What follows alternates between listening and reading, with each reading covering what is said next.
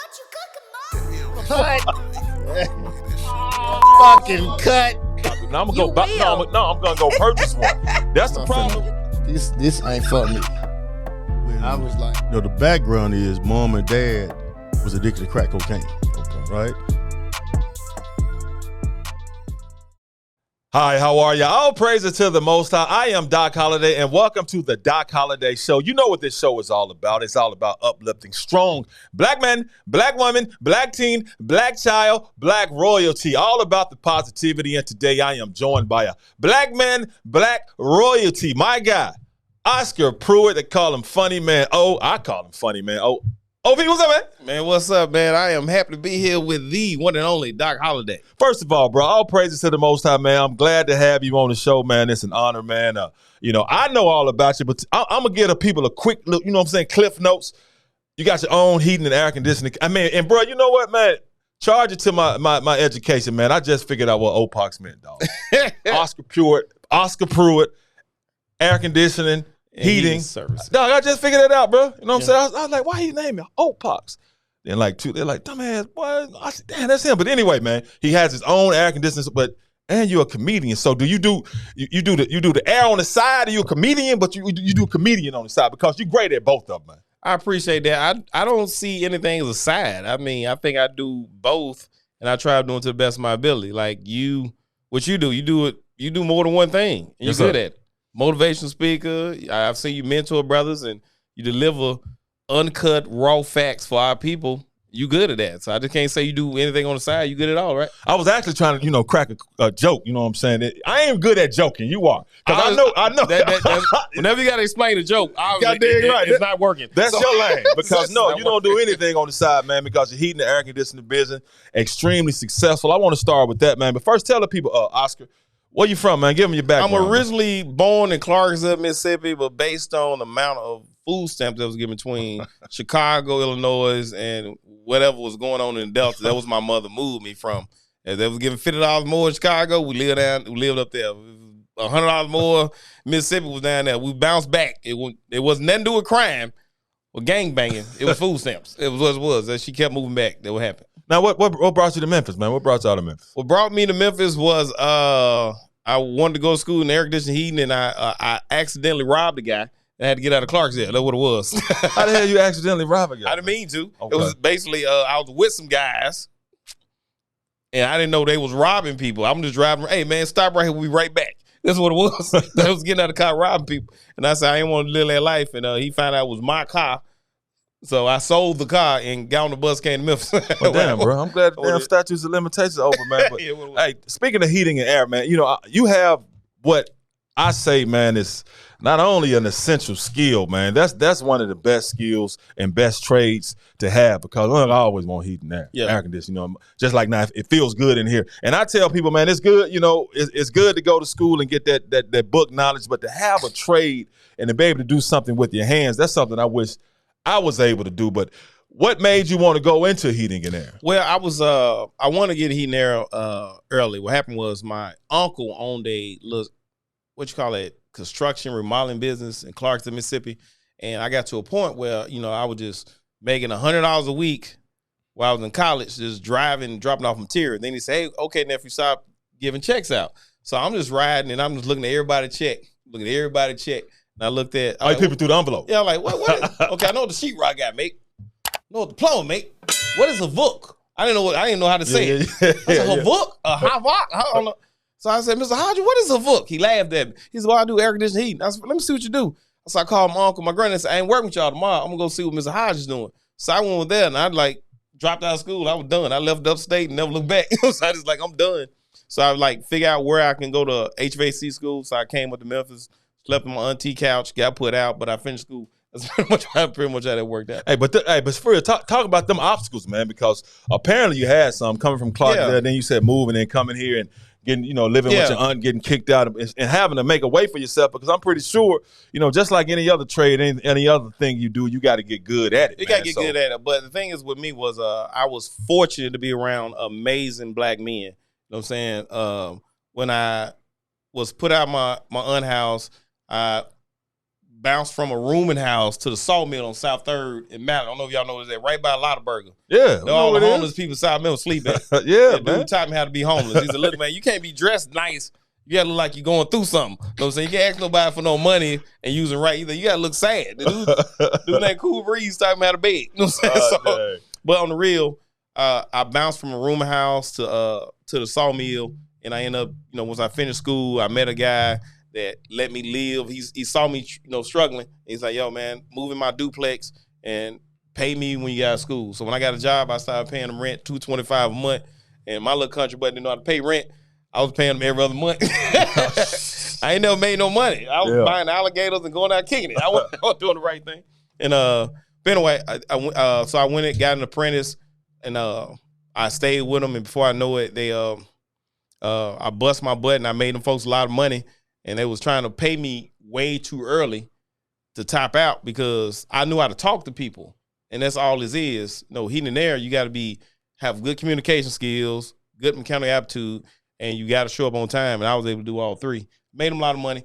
And I left, and I worked with a guy named Rick. And I said, I don't know what I'm doing just yet. Like, I knew how to work in commercial, but I didn't know how to do residential. He said, look, you stick with me for 2 years, you never have to worry about it again. I worked for him 2 years and never looked back.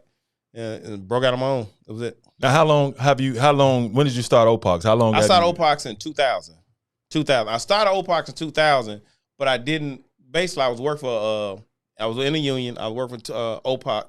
I started OPACHS part time because everybody start doing work, on the side. Yeah, that's true. Everybody going business. Either your folks on the business, or you're on the side. On the side, and I started getting some of the calls. And then when I broke out on my own, I didn't know how to run a business. I knew how to fix stuff. I didn't know how to charge because I had people trying to pay me in cats, banana puddings. Folks was hitting the train, bring me table legs and Jordans. I like, man, I don't need that. I need some money. You know what I'm saying? I didn't know how to charge or run a business. I knew how to do the work. So it took me 3 years to learn how to do I started in 2000. When I came over OPACHS, this is a story. I was a big fan of Tupac Shakur, right? And like I said, I used to hang with thug dudes, but I was just the funny guy. I never did no street stuff. Don't look at me. I was I hung out with dudes that did all type of robbery and stuff like that. But I met Tupac before he got famous. I didn't really know. He was like, I was like, yo, that's Tupac. When I got older, I'm like, man, I met Tupac. He was just like, on a developmental promo tour or whatever. Yeah. He was going around the Chitlin circuit. And this place called County Line in West Helena, Arkansas, right across the bridge. I know y'all know exactly. Yeah, Helena, West Helena. But a lot of rappers come through. Master P, 3 6 Mafia. A lot of rapping that first got started out came through there. And I met him, but he was saying some things that was like way before my time, but was locked in my mind. So when he died, of course, like every brother, I felt like I knew him. Yeah. We crying and like, yo, they killed Tupac. So when I started my business plan, I was playing Bone Thugs and Harmony. Thug Love. I don't know if you remember that song. Yeah, man, Bone Thugs. Yeah, one of my favorite. The chord groups. was Pac, Pac, Thug Love, Pac, Pac. But my son was a little kid. He was saying Pop, Pop. Yeah. So I'm trying to write a business plan. I'm like, okay, I'm trying to think of my heat. I wrote air conditioning heat now, and then I just wrote Pac. And I said, that's Pruitt AC. And then it just came to me. I know it was given from God. It was Oscar Pruitt air conditioning heating service. And it wrote down. So that's why I came up, got the name OPACHS. Now, talk about, some of the hardships and the obstacles, because I always say, man, a lot of us say we want to own businesses, man, and really don't know how to start a business or operate a business. I'm pretty sure you was in that situation as well. You're successful now. You're doing some things. You still have to deal with some challenges. We're going to touch on that. But talk about, I guess some of the low points where was it ever the time the like low I can't points do is this? I didn't have no money starting a business out. What's up? What did they do? It's on? No, that's me. Oh, okay. That's me. Okay. I'm on the wrong person. I know to do stuff like that, but you're right. It's telephone. No, that's me. All this going on. So that's my wife calling, man. I didn't have any money. So when I mentor brothers now, I said, look, brother, at least 3 years salary put aside before you go into business. That stepping out on faith thing is good, but it's best to be show and know. You know what I'm saying? I didn't have any money. Of course, my wife did not support me because we was young. We got married young, so she didn't know how to be a supportive wife, and I didn't know how to be a good husband. So that was some of my obstacles. Having 4 children, no daycare, not having a lot of family members, that was a problem. Pretty much working for call to call, that was a problem. But I had a vision. Well, I had a vision, my OPACHS. When I just saw it, I never had a dream. I had homies just dream to play in football, basketball, whatever. I never had none of that. I had a vision. I just laid down outside and I looked up and they showed me how OPACHS gonna do. So I started operating that way. I walked in faith. I had a raggedy station wagon with OPACHS on the side of everybody. Man, what is that? OPACHS? So they were like, what is that? OPACHS? I'm like, no, it's OPACHS. Okay. But everybody was telling me it wasn't gonna work. I left an $84,000 a year job to start my heating and air business. You know what I'm saying? Yeah. You know what I'm saying? Everybody said it won't work. I took a major dip.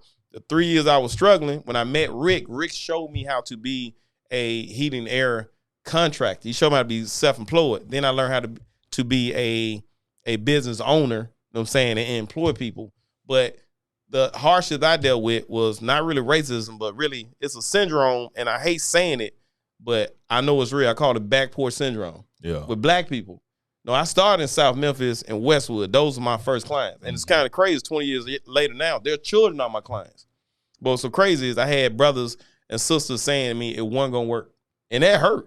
You know what I'm saying? Yeah. It hurt. You know what I'm saying? It's not going to work. When you hear it from your brothers, your sisters, your own pastor when you go to church, like, y'all, brother, you need to keep your job. That's not going to work. I'm like, huh? You know what I'm saying? Yeah, so it's not going to work. So I had to deal with the naysayers and things like that. But the biggest obstacle I dealt with was believing in something, knowing it's going to work, but there's no evidence right in front of you that it's working. You can't be going all day 14 hours to bring your wife back $20. Yeah, you can't do that. Yeah. You know what I'm saying? She don't want to hear that. Yeah. No, this going to work. You can't. Then when you get some money, you got to go buy this tool. You got to go, the truck might break down. You got to go through all that. So I dealt with a lot of obstacles. I had to deal with back porch Negroes, not having no money, not knowing how to run a business, bringing my kids on job sites. You know what I'm saying? Hey, I just picked my baby, man. I'll be finished. You might watch my kids while I go up in your head. So that's stuff I dealt with. And it's the truth that we don't do that now. OPACHS is structured. But when I first started out, we did all that stuff. But now, as I say, OPACHS is structured now and extremely successful. But I know you still have to deal with some things, having your own business. Not only that, being a successful business, but then being a black man as well, man. Because a lot of times, some people see a black, like, I don't want to. Because even though you might do good work, we do good work. I don't want to get them my money so they can be successful. Just talk about some of those challenges you have to deal with. I had to deal with that. I'm gonna tell you something, man. Like I had brothers work for me that didn't even know they was working for me. Because at one point in time, I didn't want to be in front of the camera. You know, I thought like a good drug dealers. I'm like, I shouldn't be seen. So I hired some guys to shoot commercials, white guys, whatever. And I had some guys work for me that didn't even know I owned the company. And that was hilarious to me. When they found I owned the company, their whole attitude changed. It was like, yo, they just, half of them was quitting, half of them got attitude. But when they was working side by side by me. When they think y'all on the same level. Yeah. Now the jealousy pop in when they find out you the owner. A lot of white guys have a problem working with brothers. A lot of brothers have a problem with the brothers being successful. You know what I'm saying? What I've learned, like if I hire most brothers my age, they look like I was born with money. No, my dad, to my knowledge, had father 22 kids. You know what I'm saying? We never had no money. You know what I'm saying? But they think I was born with money. Now, all this is like blood, sweat, and tears. You know what I'm saying? And then a lot of brothers were really cracking up about is, this is true. I hate to say it. They would be, yes, sir, boss. Yes, sir, boss. When they see the Pale brothers own companies. But when they see me, it's attitude. Yeah. We showing up late. That's why a lot of brothers that own business, they're assholes. Can I say that one? Yeah, man. Okay, it's you too, bro. No, man. They curse like a monk. The fact is, we invest in, a lot of brothers invest. I've gotten brother out of jail, got the car out of repo, put brothers through drug counseling, you know what I'm saying? All type of stuff. A house out of foreclosure, and that's what we have to deal with. You know what I'm saying? But what I haven't found my success in, second chance offenders.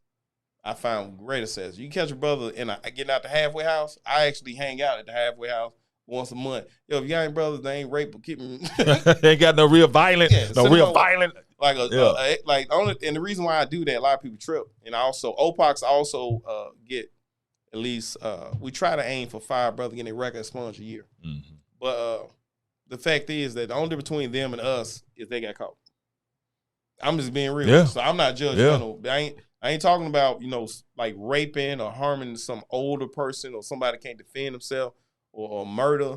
I'm just saying, like, if you call some dope, that don't bother me. Yeah. I'm just saying, that do not bother me. Dope charges, I'm like, come on, Cause you cause you already willing to work all the miles anyway. Come on, I got you. Know what I'm saying? I be honest with you, I love drug dealers. I mean, being a drug dealer, Craig Pettis, you have a job when you get out with OPACHS. Big Meats, you got a job if you want to come in. I'm being real. I love them. They the best workers. I'm killing nobody from my experience. Yeah. Okay, but now we got OPACHS. That's extremely successful, man. Yeah. But then you do the comedy thing too, and you're extremely funny, man, and entertaining, man. Hey, how was that, man? Well, I had no idea that I was talented. I always wanted to do comedy. But my former barber, because I got a female cut my hair now. If I never had a female cut your hair, you don't know what you miss, for real. Because, you know, a guy, you can't look him in the eyes when he lining. You can look a female in the eyes when they lining you up. You know what I'm saying? You got Yeah, I got a female, man. Oh, okay. You got a fella. Okay. Well, you got to take the mic. Okay. Am I close enough? I think they need to have mics made like breasts. This only reason I like being close up on them. But anyway, my barber, Quinn McGowan, I used to say things and he just stopped and paused and wouldn't say anything. Then next day, like, hey man, you need to be doing comedy. You be saying shit I be thinking about. It's funny. I never thought about it. It took me a while, and I always wanted to do comedy anyway. That was like my first passion. And when I got on stage, he was there, ladies and gentlemen, at the Funny Bone. The Tuna could watch me bomb night after night. But I just stayed with it. You know what I'm saying? Comedy's like everything else. Nobody is born catching, 100-yard touchdown with 3 defenders on them. Yeah. You know what I'm saying? It just takes skill and practice. I had to work at it. And it's something I wanted to do. And hey, I think I got better. No, man, you funny. And I always want to, I always ask the question, man, gotta ever try to put them hands on you, man, because you comedians, man, y'all must be cracking jokes at the wrong time sometimes. Well, I agree with that. But the fact is, like, when they went a sense of time with this council culture and everything, what I say is, like, I work for the crowd to take their mind away from their problems for a while. I always tell people that when I started turning the corner getting funny, I was doing a show in the Olive Branch and the promoter was mad because everybody was bumming. When I say bumming, it was the worst I've ever been on. He pulled it to the back. I just got a text message, so many people coming. If ain't nobody coming, we ain't paying y'all. Somebody might get whooped. He pulling out guns and everything. I'm like, oh my God. Like this, I didn't know it was this serious. And the headliner was up. He from Nashville. I gave him the light. Give him the light mean it's time to get off stage. Yeah. I gave him the light, and I walked on stage, and it was quiet. I said, look, I'm going to apologize to y'all for this terrible show that we just had, but I'm going to tell y'all about my life.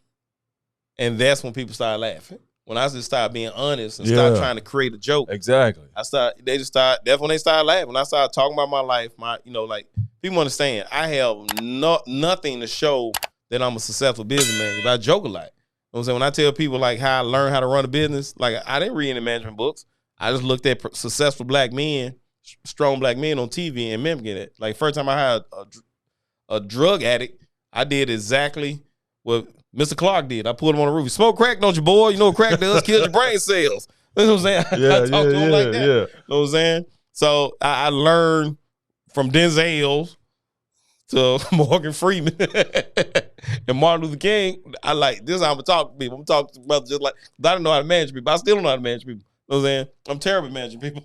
But still, though, bro, you gotta have big balls to be a comedian, man. Because I say that, bro. I mean, I speak in front of people, and a lot of times when I talk to the crowd, and people don't understand, they think you looking at them. I just be looking over their head, man, and just be scanning. But you gotta be funny, bro. What I do is I find 3 people in the audience, and everybody's eavesdropping on our conversation.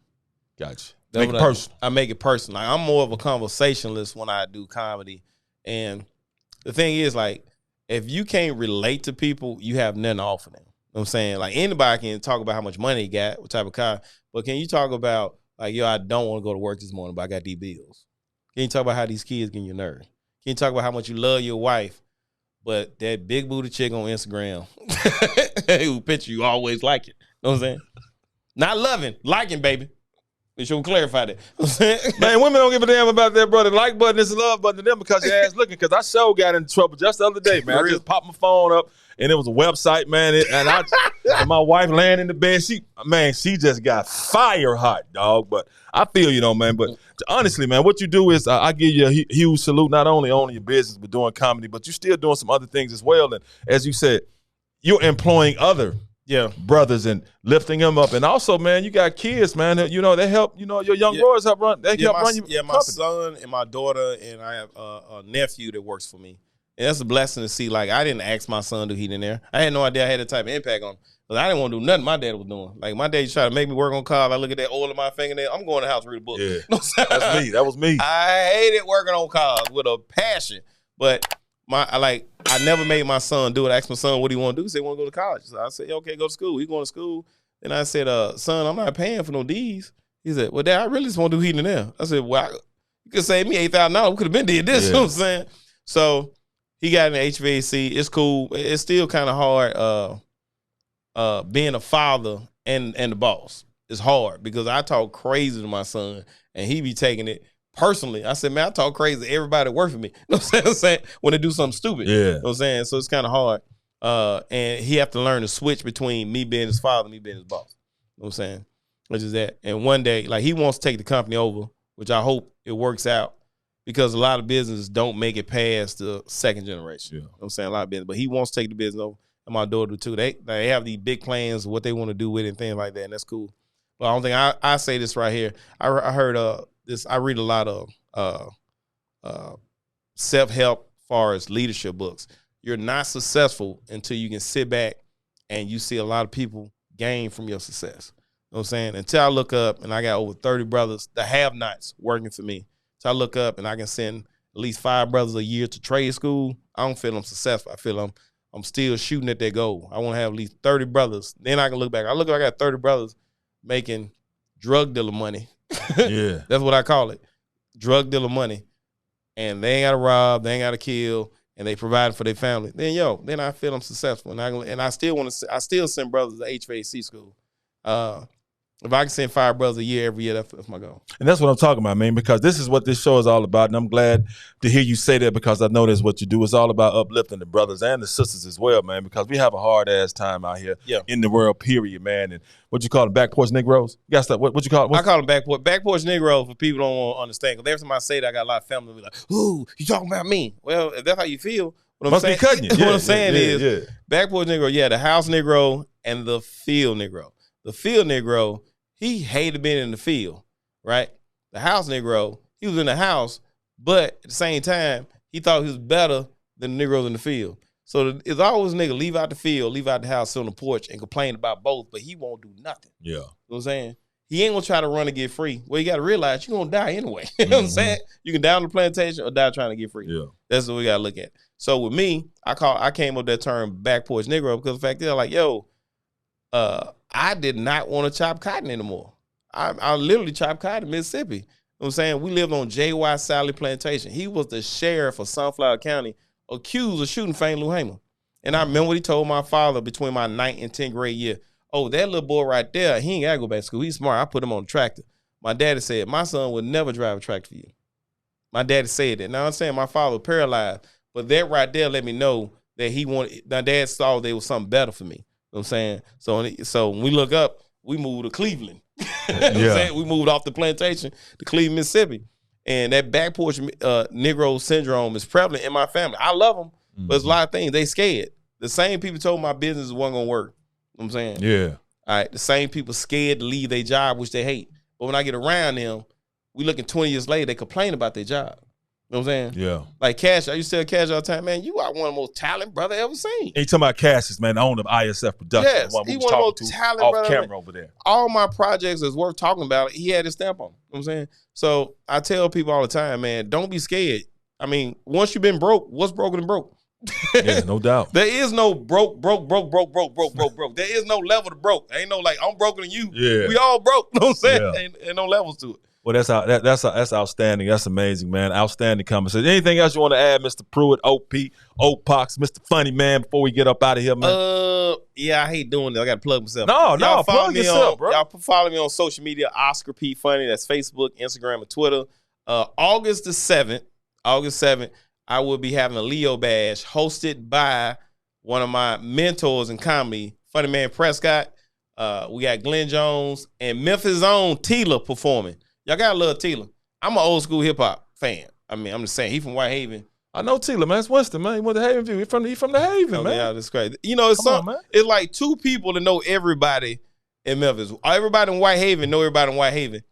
And everybody in Orange Mound know everybody in Orange Mound. No doubt. No doubt. You know Joe at the store? Yeah. I know Joe. Sure enough, man. Tila, man. Yeah, Tila going to be there, man. It's going to be dope. Leo Bash. It's going to be dope, man. And every Thursday night, you can find me at Slice of Soul, 1299 Madison. I host one of the dopest comedy shows. And it's in a black-owned establishment, some of the best pizza in the region. Check it out. Slice of Soul. They got pizzas named after rap groups, and the Al Green is my favorite pizza. Yeah, I'll be green. I mess with Slice of Soul about twice a month. That's what I'm talking about. That's what I'm talking about. The pyramid parmesan, you know what I'm saying? You know, I don't mind giving them a shout out because I love their food, man. And we need platforms like this right here. Stop saying I support black business. Do business with black business first, second, third, fifth, sixth, and start back over. And well said, man. Appreciate you, Mr. Funny Man, OPACHS. That's going to do it for this episode of the Doc Holliday Show. As I said, man, it's all about positivity. It's all about uplift. Great conversation with the entrepreneur and the funny man and strong brother, man, because that's what this is all about. Thank you for watching this episode of the Doc Holliday Show. Until next week, I'm out. What you cooking, Mom? Yeah, brother.